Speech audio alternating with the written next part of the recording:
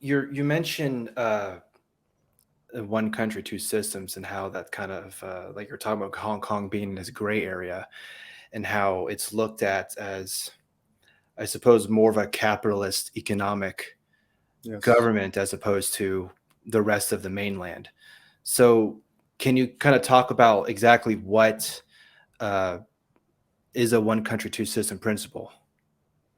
Right. Well, basically, it was just the idea that Hong Kong could choose its own leaders, and that it would still enjoy sort of the degree of freedoms it had, under the British, which kind of sounds like almost like an oxymoron, freedoms under British colonialists. But the irony is that during these protests, you had Hong Kong protesters waving British flags and sort of almost suggesting that things were better underneath the British rule rather than Chinese rule. But I think, like, altogether, the idea was that Hong Kong, the people of Hong Kong, and the government of Hong Kong wanted to have its own autonomy away from the PRC. Because when you compare life in Hong Kong to life on mainland China, there's really no contest. The standard of living is much better in Hong Kong.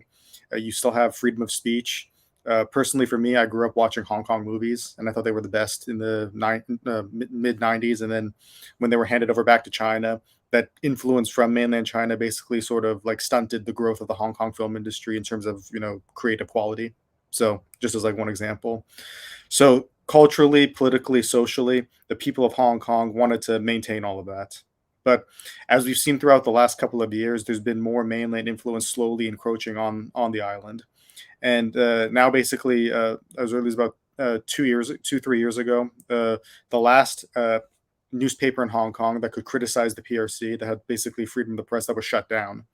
So even though it was supposed to be until 2047, here we are in 2022. Decades before this is supposed to happen, we already see that life in Hong Kong is radically changing. And unfortunately, I think its best days are behind it. So, would you say that, and I'm correct me if I'm wrong, but I believe when like Hong Kong was under British rule, it was agreed upon that they were going to give it back to China in, I believe, '97. I think it was. Yes. Um, do you think that could have been something that maybe would have been renegotiated in terms of, because now we look at what, like you're saying, what's happening in Hong Kong right now and how it's drastically different from what it was like under British rule. Now, I mean, maybe being under any rule for some people just sounds Yeah. terrible, but I guess when you compare and contrast, it's kind of like, well, maybe I'd rather be under this rule than another. And again, that's like one of those, like, I don't know, play the lesser two evils, I suppose. But when you kind of, like you're saying, when you look at how the differences in terms of like you were saying with the movies, for example, from the like from the 80s to 90s, the Hong Kong movies were like, they were the Yeah. best, Uh, the I action saw movies, yeah. just as like an example, I saw a restoration of the film A Better Tomorrow recently. It's one of John Woo's earliest films with Chow Yun Fat, and I'm seeing just like how it portrayed Hong Kong during the 1980s, and I'm just thinking to myself, man, this things were just so much better back then. It was, that was like the peak of like just cultural expression, of cinematic expression.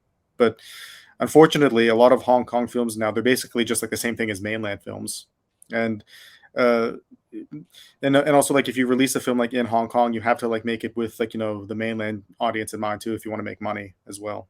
And just as like an extension of that, we see actors like Jackie Chan, even Donnie Yen, all these like once beloved Chinese actors. They support the CCP. Now, it's debated whether do they actually support the CCP from like their heart. Do they actually believe in all of this? But whether they believe in it or they don't believe it, I think is kind of irrelevant. You have to either say nothing or you have to publicly support them. If you come out in favor of the Hong Kong protesters, that can negatively affect your career. And we've seen with multiple Hong Kong actors, singers, that when they support the protests, that really hurts their business. Yeah, it's unfortunate, like you were saying with Jackie Chan. I mean, some of his movies were definitely had that pro Hong Kong type of influence, and now it's like almost the complete opposite. I mean, it's really sad, really, I know. what happened to him And from being someone who was beloved by Hong Kongers to now they're like, I don't even want to hear that guy's name Oh, they spoken hate him. around here. And Yeah. it's funny too because like in the West, we have this image of Jackie Chan as being like this fun, lovable guy, the everyman, at least like as he was like in his old movies. But if you look into Jackie Chan of like what he actually believes and what he's actually said, yeah, he's really pro PRC, and he's really done a lot to help promote the image of the Communist Party of China. Yeah, and another thing about that too is when Hollywood releases their movies, and like you were saying, they have to appease to the Chinese and how whatever their rules are.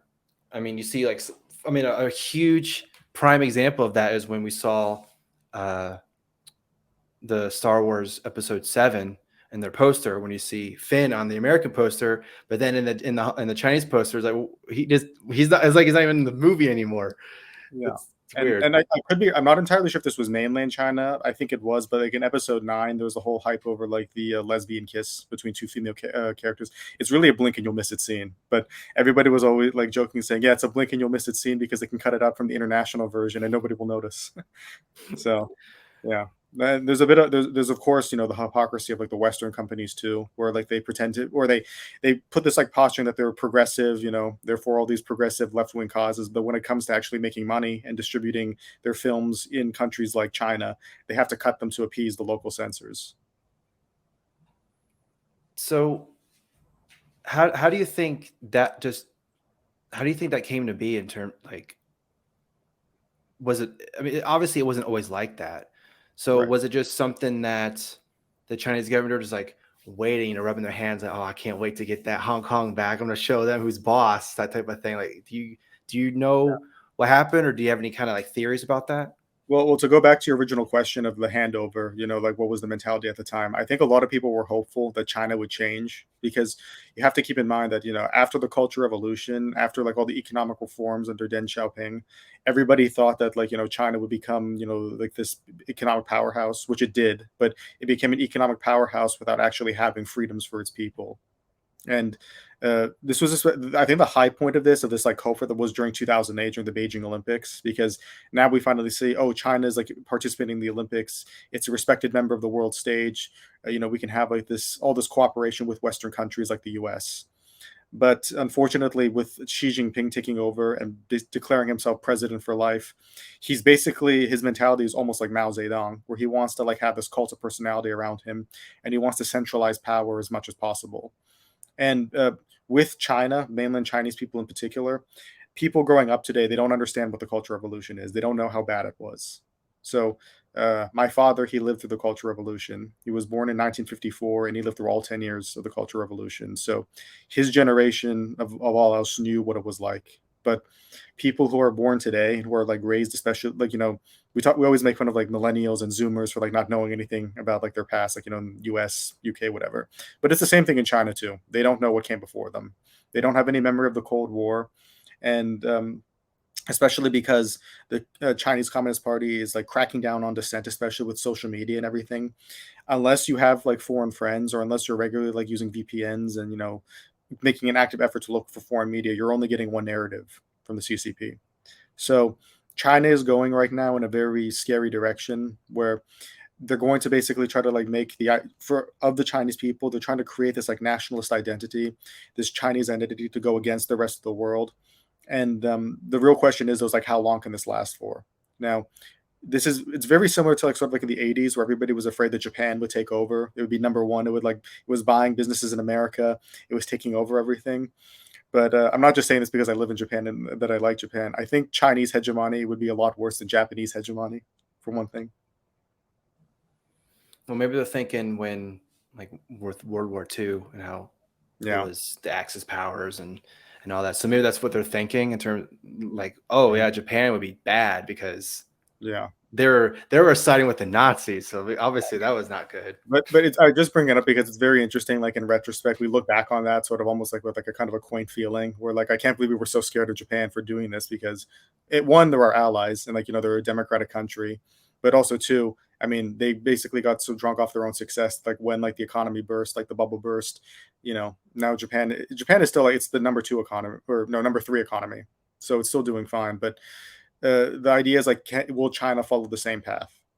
And it's too early to say, but I think China will probably have similar problems to Japan regarding its like aging population, and also more than Japan.